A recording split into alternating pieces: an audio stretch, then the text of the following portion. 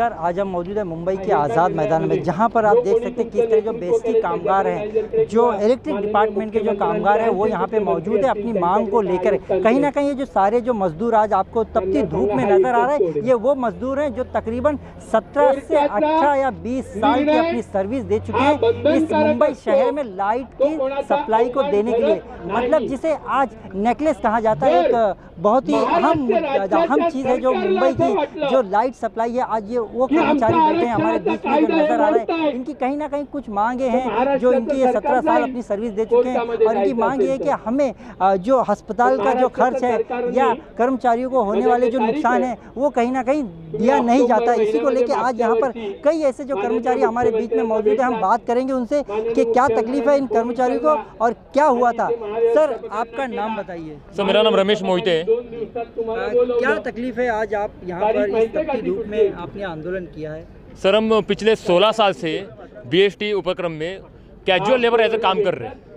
Casual labour होने का मतलब उनको कोई सुविधा नहीं, उनको कोई सहूलियत नहीं, सिर्फ जो रोजमर्रा का जो पगार है वो लो और घर पे जाओ।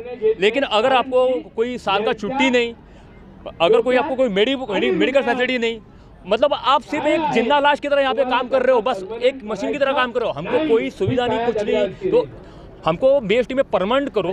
हमने इतने साल आप सेवा किए, तो हम अपने परमानेंट के डिमांड। हाँ जी, ग्राउंड की बात की है तो मेडिकल में जिस तरह अगर आप कर्मचारी आप ड्यूटी ऐसे ज्वाइन करते हैं और आपको कुछ होता है, आपके साथ कोई ऐसी घटना हुई जिससे बीएसटी जी जी जी जी जी जी ऐसी हुई है। 2014 में मेरे साथ एक हादसा हुआ कि जब 2014 में मेरे पैर के ऊपर एक भरी हुई गाड़ी गिर गई। उस समय जब मुझे बीएसटी के दवाखाने में लेके गया, वहाँ के डॉक्टर ने मेरे पे इलाज करने से नकार दिया। क्यों नकार दिया? क्योंकि मैं कैजुअल काम करूँ। मैंने उनको ये पूछा, साहब मैं कैजुअल काम करूँ तो क्या मैं इंसान नहीं हूँ? पहले मेरा तो पैर तो देखो। लेकिन उन्होंने क्या कहा कि मैं अगर आपके ऊपर इलाज करूँगा तो मेरी नौकरी चली जाएगी। अगर मुसीबत है तो ये कैसे? ये सिर्फ मेरे अकेले की बात नहीं, जो हमारे पूरे जो 725 कामगार हैं उनकी सबकी यही बात है। इसीलिए हमारा एक ही डिमांड है कि हम सबको परमानेंट करो, तो आप हमको ये सब सुविधा लागू होगी, तब हमारे फैमिली को अच्छी परवरिश कर सकेंगे। हमारे जो बच्चे आज पढ़ रहे हैं, आज हम उनकी फीस नहीं भर पा रहे, घर में राशन नहीं भर पा रहे।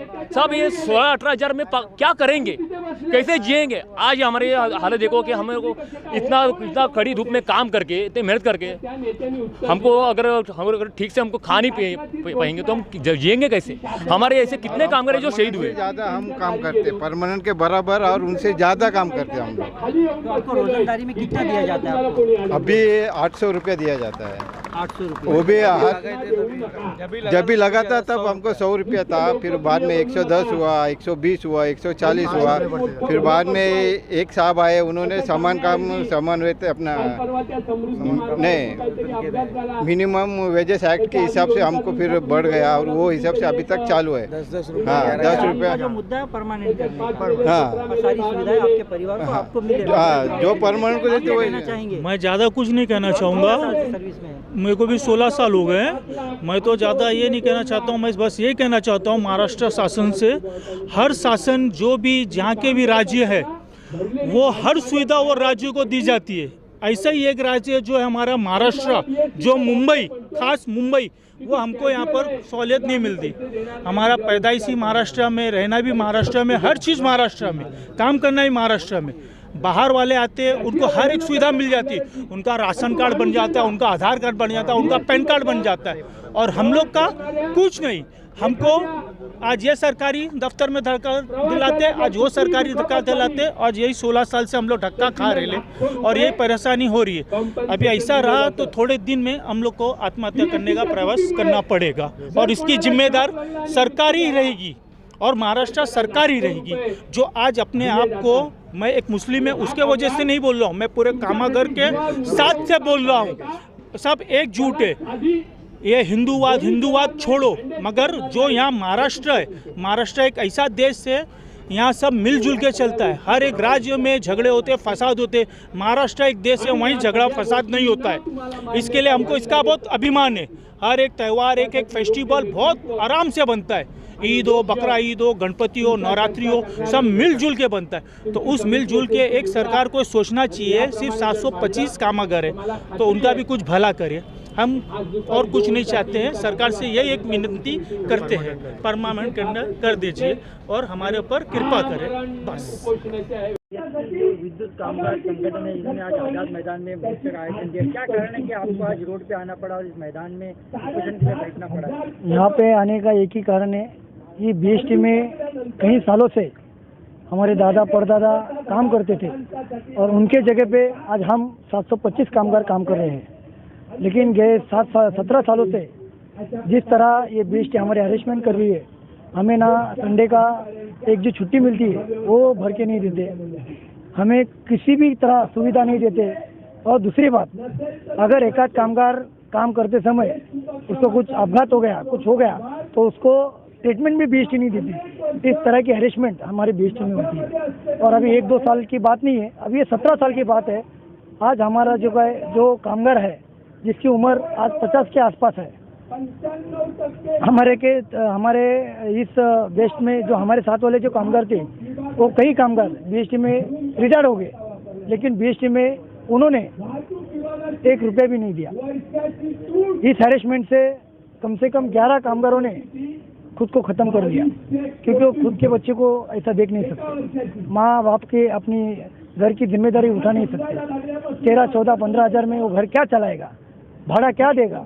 और हम कम से कम 2 महीने से इस आंदोलन के तरह हमने सबके साथ पत्र व्यवहार किया है। मुख्यमंत्री हो गए, गृह मंत्री हो गए, देश प्रशासन हुआ है, देश कमेटी होगी, लेकिन हमारी किसी ने आज तक बात सुनी नहीं। तो हमारे पास कोई चारा बचा नहीं है। तो इस लास्ट स्टेज पे हम आ गए हैं। जब तक हमें परमानेंट किया नहीं जाता तब तक हम ये आमरण उपोषण कंटिन्यू करते रहेंगे। और दूसरी बात, जब तक ये बात मानेंगे नहीं और जैसे जैसे आंदोलन बढ़ जाएगा तो हम हमारे बाल बच्चे, बूढ़े माँ बाप, उनको साथ में लेके हम यहाँ पे आंदोलन करेंगे। कितने कामगार यहाँ पर आंदोलन में शामिल हुए आपके साथ? सबसे बड़ी बात यह है कि ये आंदोलन 100% यहाँ पे है। जो कामगार 725 है वो 725 के 25 कामगार यहाँ पे आज आंदोलन में है। एक भी कामगार आज काम पे गया नहीं है। इसका मतलब देश प्रशासन के विरोध में ये सबसे बड़ा आंदोलन इस इतिहास में हुआ है। जिस तरह जब शिवसेना की सत्ता थी, आज लॉकडाउन के पहले की बात आपको पता होगी कि उसके बाद शिंदे सरकार आई, फडणवीस सरकार ने वादा किया था कि एक भी भूमिपुत्र, महाराष्ट्र में रहने वाला भूमिपुत्र बेरोजगार नहीं होगा। उसके बावजूद आज आपका ये आंदोलन कितना आपको सच लगता है उनकी बातों का? सर, ये क्या है मालूम है क्या कि सरकार आती रही है, बदली रही है, हम हमारा पत्रवार उनको साथ में चलता है, लेकिन आज जितनी सरकार आते गई लेकिन किसी ने हमारा काम किया नहीं। लेकिन ये टाइम पे हमारा जो मुख्यमंत्री है, जो कहता है वो मराठी आदमी को न्याय देने वाला मुख्यमंत्री है और वो एकदम गरीब घर से आया हुआ है। तो उनको हमारे सबकी तरफ से एक निवेदन है कि आज 725 कामगार यानी 725 कुटुंब आपके सामने खड़े हैं। जब तक आप उनको न्याय नहीं देते तब तक हम उठेंगे नहीं। और महाराष्ट्र का मराठी आदमी, और इस मराठी आदमी का इस तरह से अगर हैरेसमेंट होता रहेगा तो मुझे लगता है कि ये सबसे बड़ी महाराष्ट्र की बदनामी होगी। कारण ये मराठी आदमी का जो मुद्दा है, ये महाराष्ट्र मराठी आदमियों का है और इस महाराष्ट्र को सजाने के लिए मराठी आदमी ने खून का पानी किया है। और जिस देश के लिए हमारे पुरखों ने, हमारे दादा परदादाओं ने इस देश को खड़ा करने के लिए पूरी जिंदगी लगा दी और उस बदौलत ये बेस्ट है। हम नहीं चाहते थे कि देश का नाम इसी तरह की खराब हो जाए, लेकिन हमारे पास दूसरा चारा नहीं था। आज भी ये आंदोलन करने से पहले हमने अल्टीमेट दिया था कि एक 20 दिन में हमको कुछ बताओ। हमको लगा था कि हमारे कुछ दो दुखना है, हमारी वेदना है, देश प्रशासन मानेगी और हमें अनशन करने नहीं देगी, लेकिन उन्होंने वैसा किया नहीं। उन्होंने हमें इस राह पे आके छोड़ दिया है। आज हमारे पास कोई चारा नहीं। यहाँ पे सुबह से कई कामगार नेता आके गए हैं। इलेक्ट्रिक यूनियन के पवन गायकवाड़ थे, आज अभी सुबह सामंत आके गए। उन्होंने बताया है कि हम तुम्हारे साथ है, जब तक तुम परमानेंट नहीं होगे तब तक हम तुम्हारे साथ है। नहीं तो कि आज टेम्पोररी कामगार, आज सीएल कामगार, कैजुअल कामगार आज आजाद मैदान पे बैठे। अगर तुम्हारी बात प्रशासन ने मानी नहीं तो हम परमानेंट कामगार आपके सपोर्ट में मुंबई में अनशन करेंगे, आंदोलन करेंगे। यानी धीरे धीरे ये आंदोलन अभी उग्र होते जा रहा है, बढ़ रहा है। अभी यहाँ पे सुहास सामंत साहब बात कर रहे हैं, गणेश कनाचार्य बात कर रहे हैं, और ऐसे बहुत सारे लोग अभी धीरे धीरे आ रहे हैं।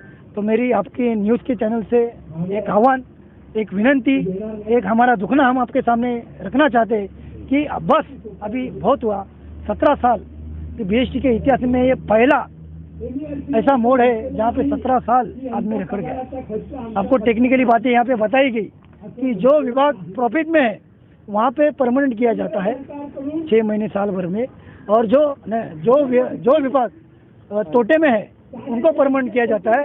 और हम दिन रात मर के इस विद्युत पुरवठा को इतने बड़े पैमाने पे प्रॉफिट में लाए, वो विभाग के लोग आज इस तरह रास्ते पे आए हैं। इससे बड़ा दुख इस दुनिया में दूसरा कोई हो नहीं सकता। हमारे 11 लोग इस बात से शहीद हो गए, और उनकी शहादत, उनका जो कुछ है वो हम व्यर्थ नहीं जाना चाहते। हमको परमानेंट करके उस 11 लोगों को हम श्रद्धांजलि व्यक्त करते हैं, ऐसी हम बात रखते हैं और एक इशारा देते हैं, भाई ये पहला दिन है, जैसे जैसे ये दिन बढ़ते जाएगा वैसे वैसे ये आंदोलन उग्र होते जाएगा। आज सुबह से लोग पानी पी के जी रहे। एक हमारा बुढ़ा आदमी था जिसकी उम्र 50 साल थी, वो थोड़ा सा चक्कर आके साइड में बैठ गया। यानी आगे क्या होगा उसकी सर्वस्वी जवाबदारी ये देश की होगी, ये बात हम यहाँ पे रखते हैं।